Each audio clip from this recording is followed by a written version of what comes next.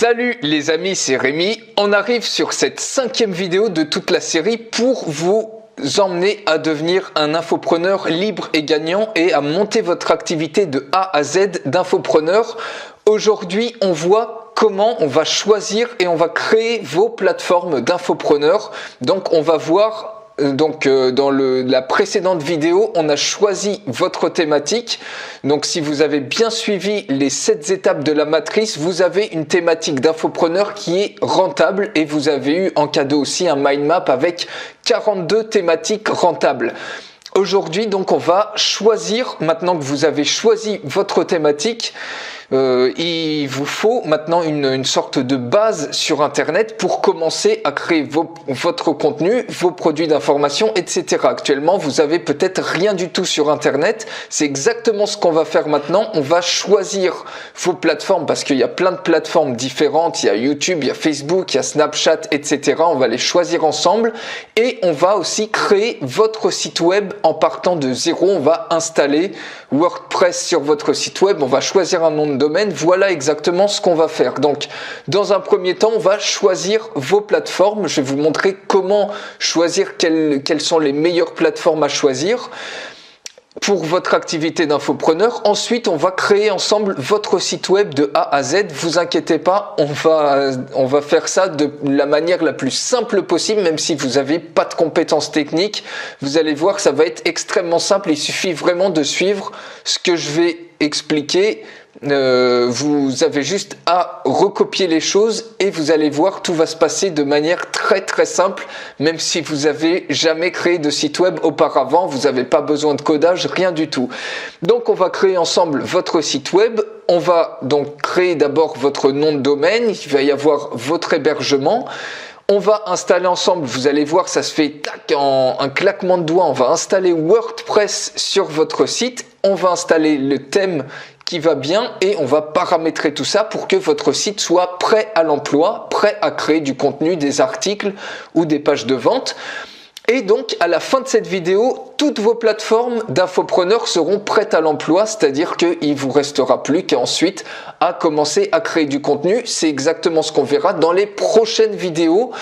Mais pour l'instant, donc, on va choisir vos plateformes et créer votre site web ici.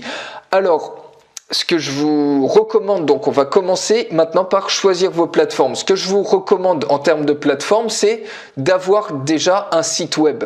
Un site web, on peut se passer d'un site web aujourd'hui parce qu'il y a plein de plateformes comme YouTube, comme Facebook qui ne rendent pas absolument obligatoire d'avoir un site web. Mais moi personnellement, je vous recommande d'avoir un site web. Pourquoi? Tout simplement parce que ça vous fait gagner en crédibilité et surtout ça vous fait une base à partir de laquelle vous allez pouvoir dispatcher les gens, soit sur Facebook, soit sur YouTube, soit sur Twitter, soit sur Instagram, etc. Ça vous fait une sorte de chez vous qui vous appartient et vous dépendez pas de telle ou telle plateforme.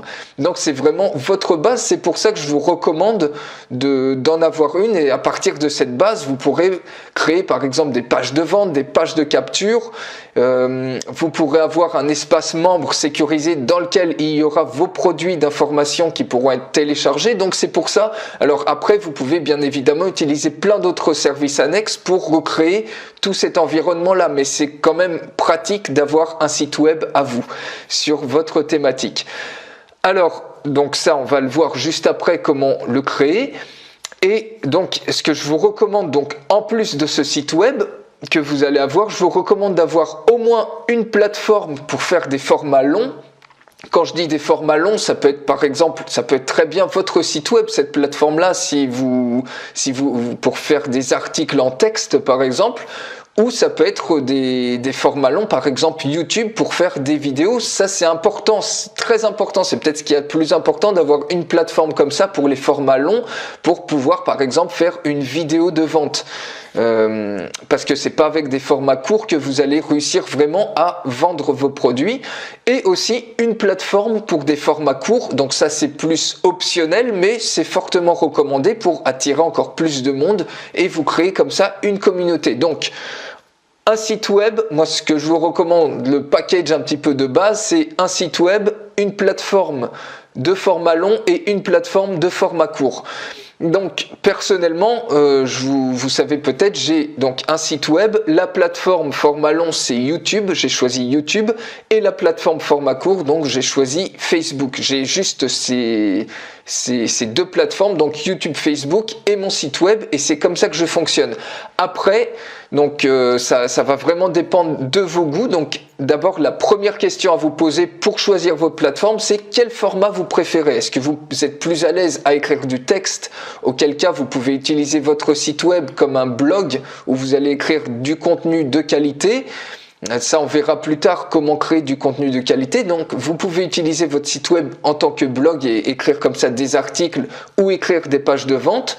Vous pouvez utiliser le format audio, par exemple, en faisant des podcasts, par exemple, sur des plateformes telles que SoundCloud.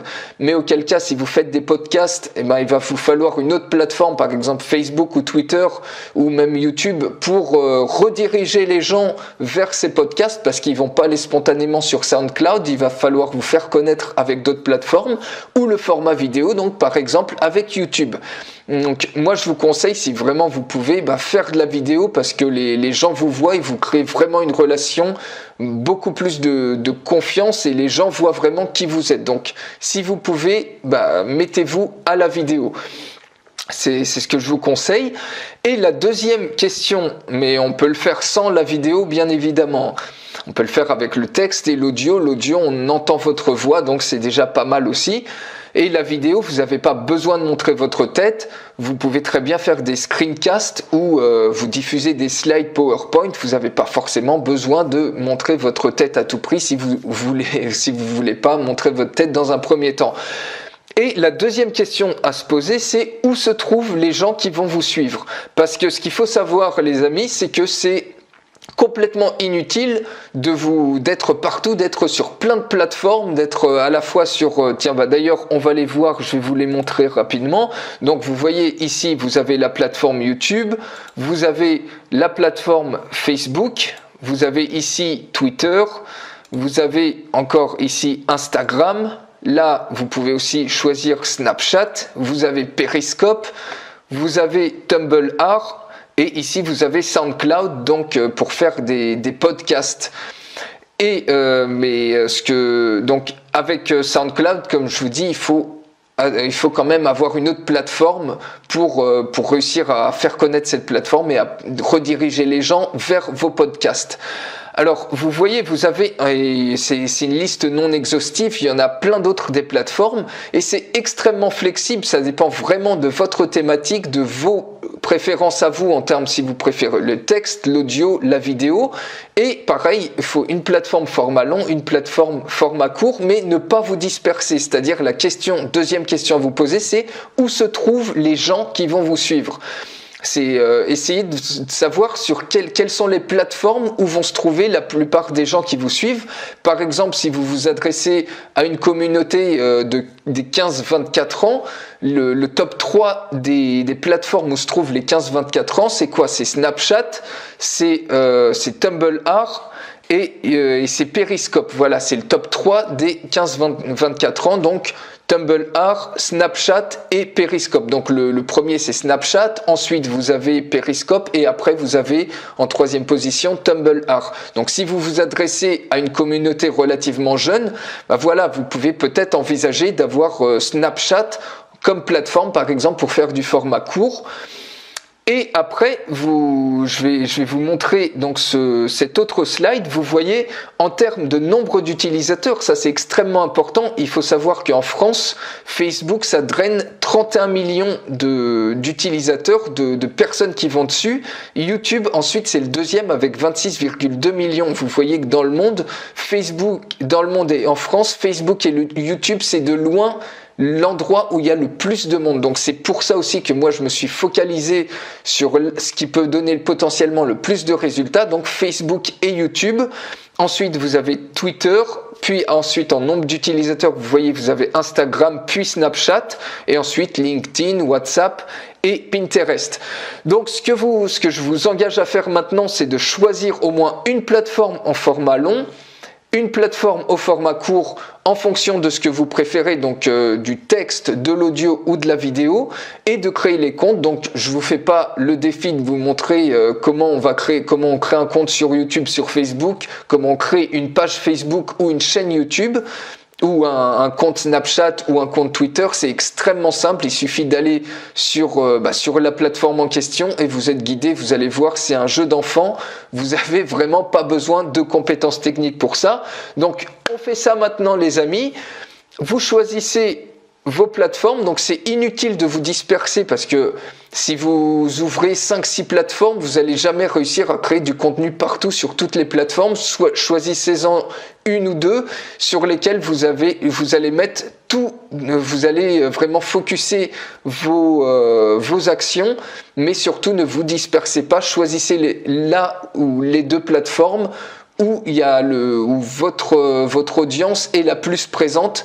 Et tenez-vous à ces plateformes-là, ça sert à rien de se disperser parce que vous allez perdre plein de temps à créer du contenu sur d'autres plateformes où vos clients potentiels ne seront pas et vous allez vous épuiser comme ça. Donc on fait ça, choisissez vos deux plateformes, créez les comptes et on se retrouve juste après que vous ayez créé vos comptes sur ces plateformes.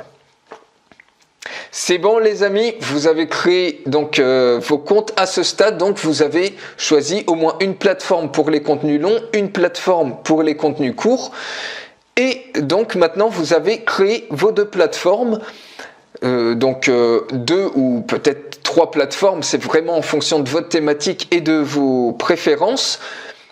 Et donc maintenant ce qu'on va voir c'est comment créer votre site web